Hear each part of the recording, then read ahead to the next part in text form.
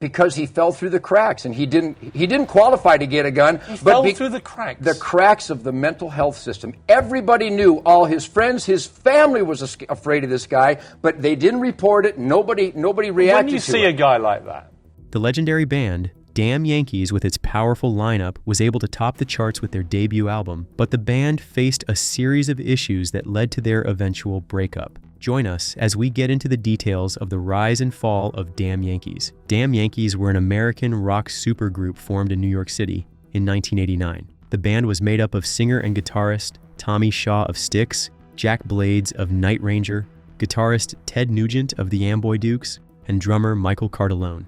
The rise and fall of Damn Yankees is a story of one of the most iconic bands in rock music, with moments of breakthrough and moments of career failure. The band was a combination of well-established musicians from iconic bands into one powerhouse.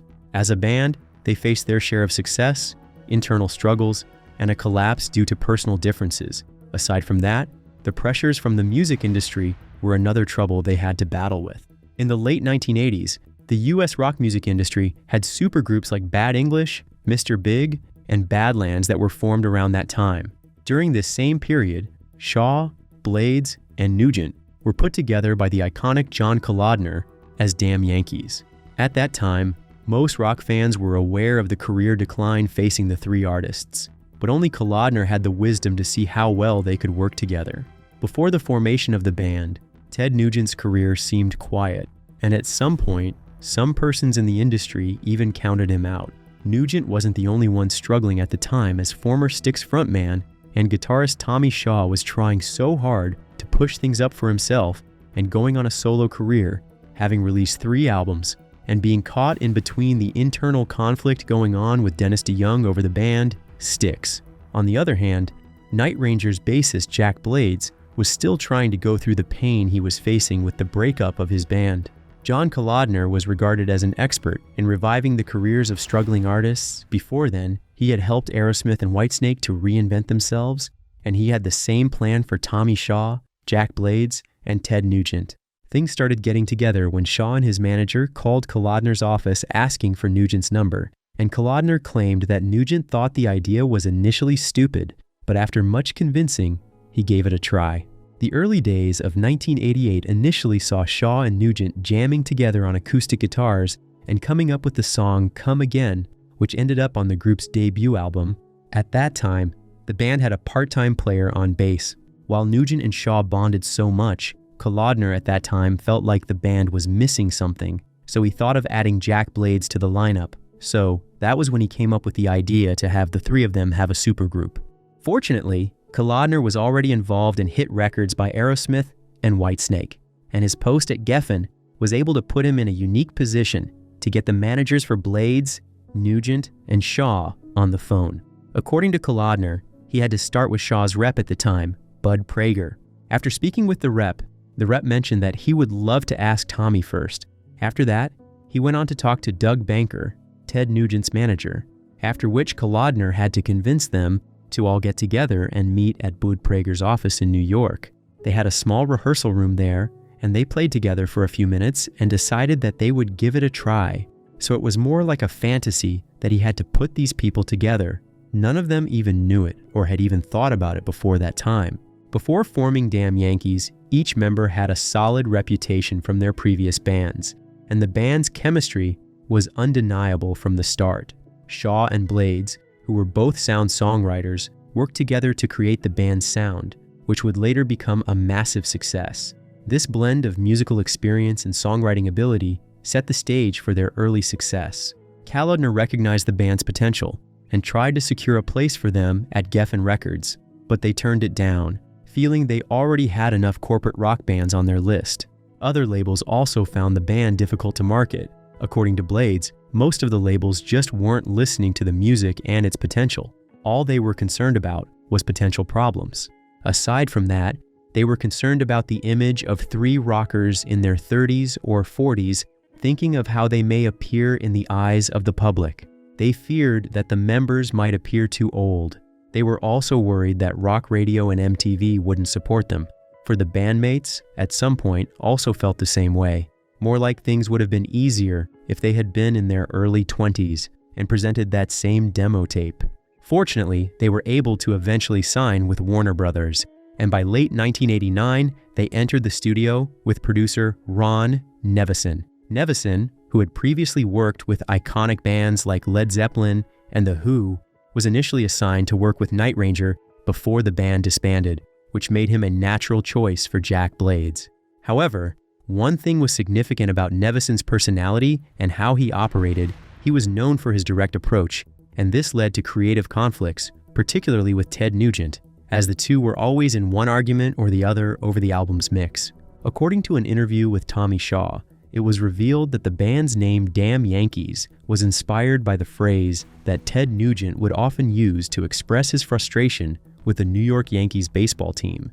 Nugent would exclaim "Damn Yankees" whenever the team won or dominated a game. Somehow the phrase stuck with the band members, and they decided to use it as their band name, symbolizing their rebellious and high-energy music style. By the break of 1990, the music world was about to witness the explosive success of Damn Yankees, one that would go on to establish the band's status as one of the most exciting bands of that time. Let's get into the details. The band released their self-titled debut album Damn Yankees through Warner Brothers Records. All of a sudden, the album became an instant hit, with the sweet combinations of Shaw and Blades' songwriting abilities and Nugent's raw guitar talent that struck a chord with most rock fans. It wasn't long before the album went double platinum and was able to sell over 2 million copies in the US. And that wasn't all. It also made a significant mark on both the rock charts and the mainstream music industry. Their lead single, titled High Enough, became a smash hit and made it to number 3 on the Billboard Hot 100 chart. The success of High Enough made things easy for the band, as it was able to establish its place as a major hit in the rock music industry. Soon, the song became one of their most iconic tracks, and aside from that, the album featured other iconic tracks like Coming of Age and Bad Reputation, both of which also gained radio play and were one of their best tracks during most of the band's live performances. Despite the band's instant commercial success, it quickly became clear that maybe the success they enjoyed was only going to be for a short while. Nugent, Shaw, and Blades were all big personalities with a history of conflict in their previous bands, and the tensions that arose between them got worse. The band's songs appeared on several Hollywood film soundtracks, such as Gremlins 2, The New Batch, Nothing But Trouble, and The Taking of Beverly Hills.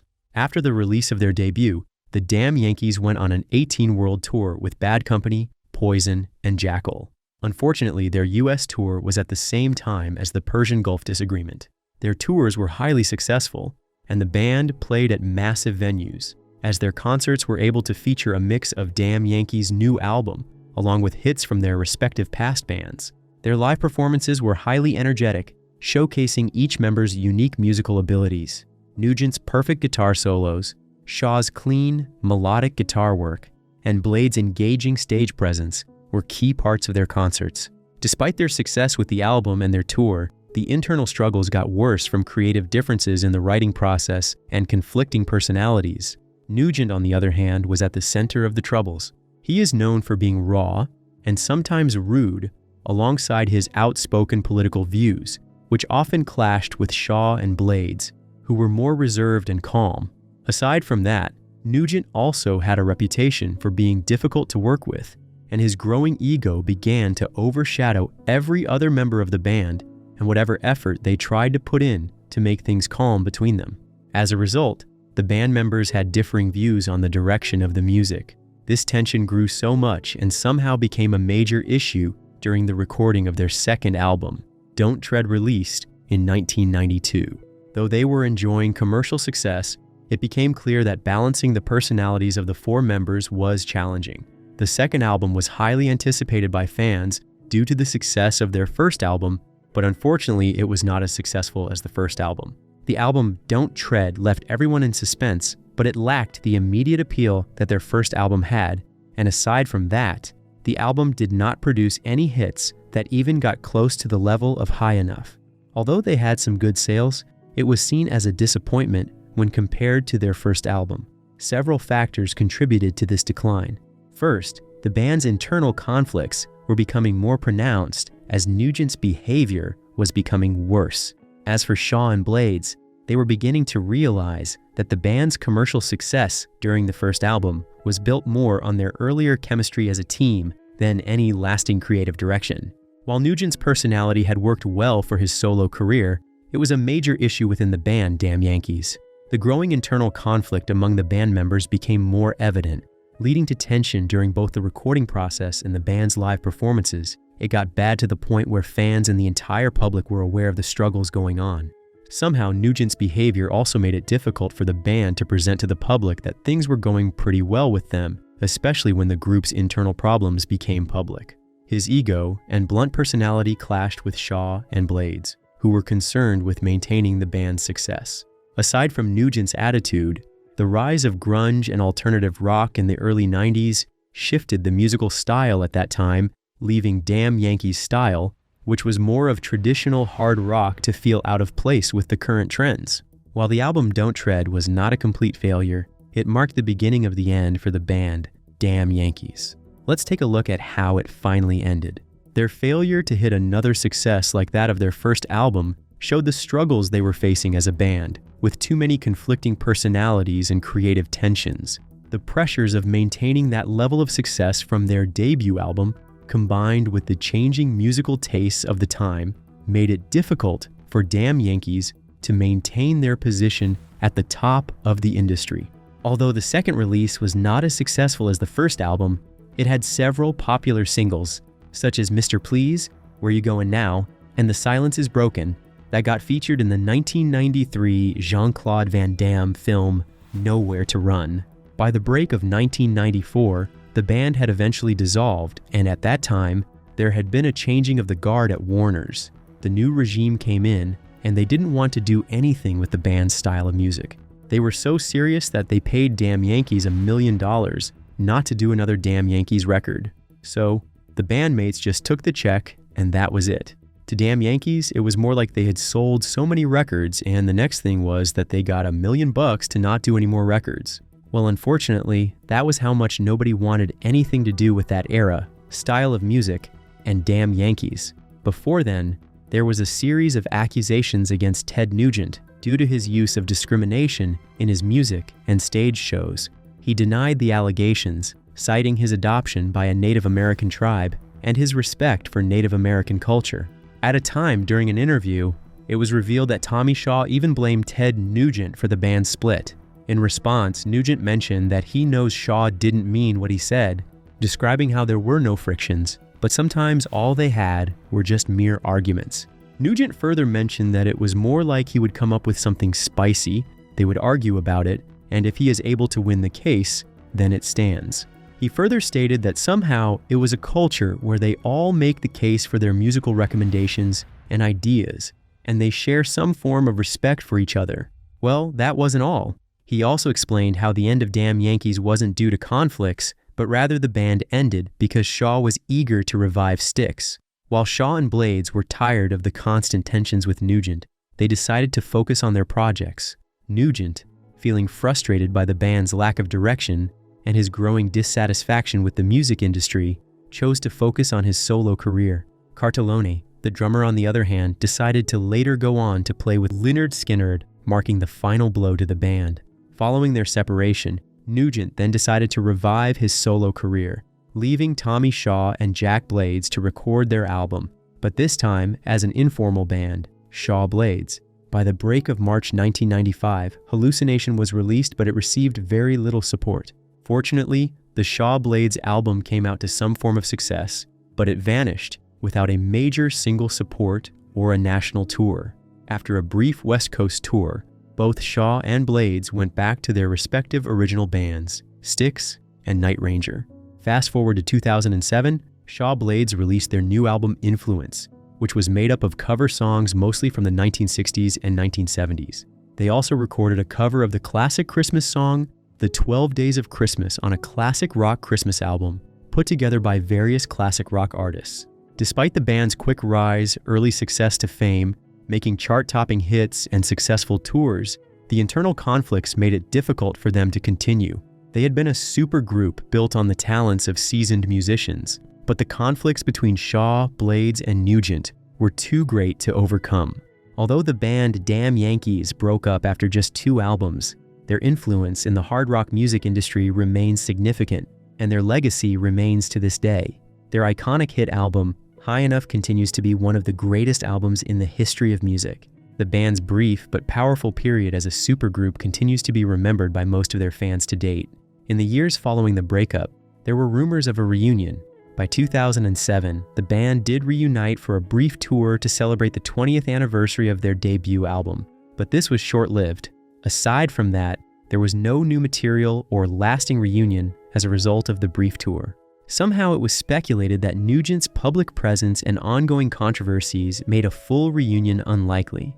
One time, it was stated that one thing that affected the album was that the tour to support the album had to be rescheduled due to Nugent's hunting schedule. Speaking during an interview, Nugent revealed that it's no longer a secret that his outdoor hunting is not a hobby or recreation, but a lifestyle. And as such, nothing can stand in between the period of his hunting, not even the release of their album. Nugent, on the other hand, when he was also interviewed in 2014, he also maintained the fact that the band members are still friends, but hunting is still a big part of his life, and making any commitment for a long-term tour for Damn Yankees would be difficult. According to Tommy Shaw in 2020, when he was interviewed and asked about a possible reunion, he mentioned that they never broke up actually, since they are all still best of friends. So who knows, there might be a reunion? However, he went further to state that it's hard from his end because, with Styx, he has to work so much. And to add that up with a Damn Yankees reunion, it would mean putting the members of Styx out of work for a while. So it's going to be tough for him. By the break of 1999, John Kolodner attempted to reunite the band for a new album for his label Portrait Records, but at this time, Shaw had already gotten back with his former band, Styx, and somehow it prevented the band from releasing their 3rd album. One time during an interview, Kolodner spoke about the failed 3rd record, stating that he didn't think it was quite good enough, and at the time, they needed to come up with something extra. Aside from that, he also mentioned that he was disappointed in the record, mostly because Tommy Shaw wasn't a part of it. During a break in both Night Ranger and Styx, Shaw and Blades met with Ted Nugent to record a new Damn Yankees album in 1999. However, the album, which was titled Bravo, failed to please either the band members or the prospective record labels. It was more like a total turnoff. According to Blades, some of this unused material has since surfaced on various group and solo albums of the band members. It's that album that will never come out and will always be the long-lost record. However, he also mentioned that little pieces of that have been used on his solo record. Tommy also had a song on Styx's Cyclorama record, while Ted has also done 2 or 3 of them. He further mentioned how that particular album will never see the light of day, but the ones that came out seem to be the best of it. One time during a show, Jack Blades commented about recent rumors regarding Damn Yankees when he said that he, Ted, and Tommy had been talking and hanging out, and he also went ahead to mention that there could be new music and a tour from Damn Yankees in the future. By the break of 2004, at Alice Cooper's Christmas Pudding, an annual charity concert held to benefit Alice Cooper's Solid Rock Foundation and Teen Center in Phoenix, Arizona, Damn Yankees reunited on stage. The band played some of their best hits, Don't Tread, High Enough, and Coming of Age. By January 15, 2010, at the NAMM show in Anaheim, California, the original members of Damn Yankees made a surprise appearance at the Taylor Guitars exhibit. Jack Blades, Tommy Shaw, Ted Nugent, and Michael Cardelloni performed an acoustic set on the Taylor stage, including most of their best hit songs like Coming of Age, High Enough, and the Ted Nugent anthem, Cat Scratch Fever. Sometime in 2011, Nugent decided to join Jack Blades' band Night Ranger to record an extended version of Coming of Age for their album Somewhere in California. By the break of May 2017, Cardelloni joined Night Ranger at the Wildflower Festival in Richardson, Texas, for a performance of Coming of Age. When the issue of a possible reunion came up, Cardelloni also mentioned that he and other members of the band have continued to meet and write over the years. While a new album has yet to materialize, he further stated how that does not mean the Damn Yankees are finished. They never purposefully disbanded and are keeping a reunion as an open door to this day. He said, The rise and fall of Damn Yankees shows some of the challenges supergroups faced at that time. While they can generate massive success initially, the combination of powerful artists, creative differences, and pressures from the music industry led to their downfall. A downfall that was as sudden as their success.